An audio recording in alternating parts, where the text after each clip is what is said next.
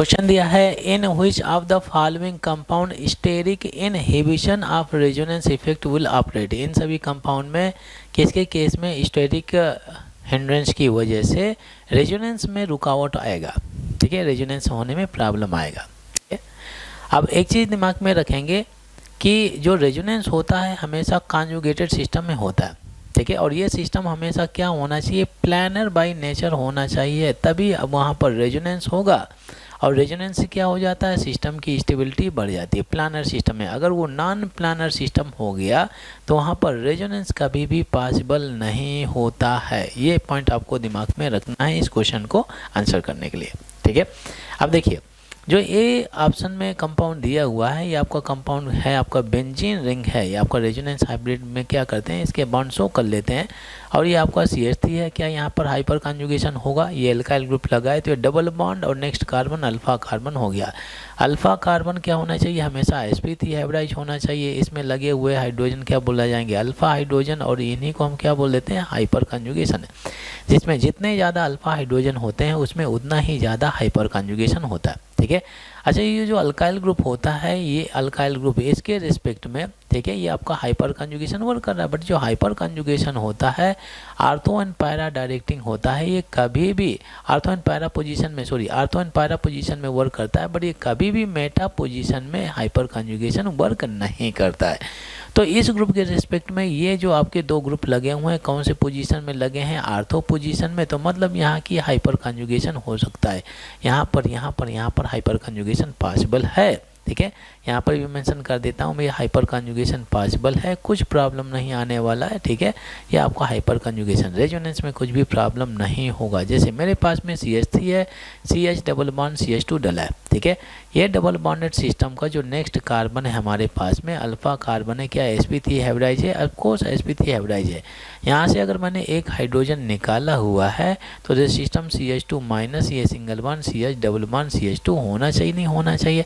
अब ये negative charge इस डबल बॉन्ड के रिस्पेक्ट में क्या कॉन्जुगेटेड सिस्टम में आ रहा है, ऑफकोर्स आ रहा है, तो कॉन्जुगेटेड सिस्टम में आएगा तो रेजोनेंस होना चाहिए, नहीं होना चाहिए, होना चाहिए। ठीक है, अच्छा बी ऑप्शन में अगर आप चलें, जो कंपाउंड डला है ये जो आपका NO2 है कौन सा इफेक्ट शो कर रहा है, -M क्या होता है, mesomeric effect, negative mesomeric effect, ये होता है आपका इलेक्ट्रॉन पुलिंग। मालूम है आप लोगों को, अगर ये इलेक्ट्रॉन पुलिंग है तो क्या हो जाता है, मेटा डायरेक्टिंग होता है, ये होता है मेटा डायरेक्टिंग। तो इस ग्रुप के रिस्पेक्ट में ये जो आपके एल्काइल ग्रुप लगे हुए हैं मेटा पोजीशन में लगे हैं, मतलब यहाँ पर रेजोनेंस होने में कुछ भी प्रॉब्लम नहीं आएगा, ये सभी प्लानर में चले जाते हैं। ठीक है, अभी तक तो कुछ प्रॉब्लम नहीं है। जिस ग्रुप के इस ग्रुप के रिस्पेक्ट में ये दोनों आपके आर्थो में लगे हैं, इसके रिस्पेक्ट में ये मेटा में रखें, अकॉर्डिंगली रूल के अकॉर्डिंगली चला जा रहा है। अच्छा सी ऑप्शन में अगर आप देखें, जो आपका NO2 है, NO2 आपका -M की तरह काम करता है और ये होता है मेटा डायरेक्टिंग। अब देख सकते हैं ये जो आपके डले हैं मिथाइल ग्रुप लगे हैं, तो ये आपके मेटा पोजीशन में ना होकर के आर्थो पोजीशन में लगे हैं, आर्थो पोजीशन में। ठीक है, तो यहाँ तो गड़बड़ हो गया भाई, -M के इफेक्ट के हिसाब से ये अल्काइल ग्रुप मेटा पोजीशन में होते तो ठीक है, ये आपके आ गए आर्थो पोजीशन में। अब ध्यान देंगे केयरफुली, इसको मैं कुछ ऐसे रिप्रेजेंट कर देता हूँ, जैसे आपका ये बेंजीन रिंग है, बॉन्ड मैंने शो कर दिया, ये बॉन्ड शो कर दिया, और यहाँ पे लगे हुए हैं इसके दो पहरेदार, CH3 लगा है, यहाँ पे नाइट्रोजन हो गया, ये आपका ऑक्सीजन है, ऑक्सीजन ने यहाँ पे मैंने शो कर दिया। अच्छा ये डबल बॉन्ड, ये ऑक्सीजन हो गया। ठीक है, ये ऑक्सीजन डबल बॉन्ड डला, ये ऑक्सीजन, कुछ ऐसे डला है। अब एक चीज़ नोटिस कर सकते हैं, अभी स्ट्रक्चर में तो दिख रहा है कि सभी एटम आपके प्लानर में है, और ये आपका ये जो डबल बॉन्ड है इस डबल बॉन्ड के रिस्पेक्ट में कॉन्जुगेटेड सिस्टम में आ रहा है। ठीक है, बट यहाँ पे प्रॉब्लम क्या आ रहा है, जो आपके जो बल्की ग्रुप है ना भाई, ये बल्की ग्रुप जो आप नोटिस कर पा रहे हैं, ये बल्की ग्रुप है, ऑक्सीजन के पास में लोन पेयर है, तो यहाँ पे बोलिए रिपल्सन होना चाहिए, नहीं होना चाहिए, होगा, रिपल्सन होगा, और रिपल्सन होगा तो क्या हो जाएगा, सिस्टम की एनर्जी बढ़ जाती है और स्टेबिलिटी कम हो जाती है। सेम इस तक केस यहाँ पर भी ये लोन पेयर डले हैं, तो ये पोर्शन और ये पोर्शन क्या रिपल करेंगे, ऑफकोर्स रिपल करेंगे। तो यहाँ पर भी रिपल्सन, यहाँ पर भी रिपल्सन, तो इतना ज़्यादा रिपल्सन होने की वजह से ये जो नाइट्रोजन के ग्रुप लगे हुए हैं ये पलटी मार देते हैं। पलटी मतलब इन द सेंस ये आपका ऑक्सीजन टॉप में आ जाएगा या ऑक्सीजन बैक में चला जाएगा। ऐसा भी तो हो सकता है ये डबल बॉन्ड वाला ऑक्सीजन टॉप में आ जाए और ये आपका बैक साइड में चला जाएगा।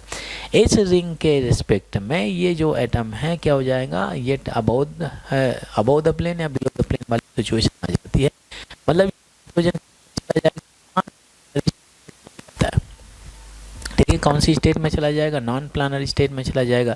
और जब इस रिंग के रिस्पेक्ट में ये नाइट्रोजन नॉन प्लानर में चला जाएगा तो नाइट्रोजन में लगा हुआ डबल बॉन्ड इस रिंग के डबल बॉन्ड के रिस्पेक्ट में कॉन्जुगेशन में नहीं होगा। नॉन प्लानर सिस्टम में क्या होता है, रेजोनेंस नहीं होता है, रेजोनेंस नहीं होता है।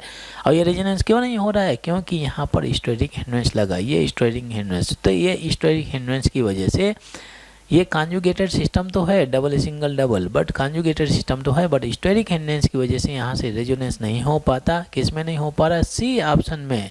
तो हम बोल सकते हैं कि सर ये सी ऑप्शन यही आंसर होना चाहिए, C option is the right answer, जिसमें स्टेरिक हिंड्रेंस की वजह से रेजोनेंस होने में रुकावट आ जाती है और जिसकी वजह से सिस्टम की स्टेबिलिटी क्या हो जाती है, हो जाती है।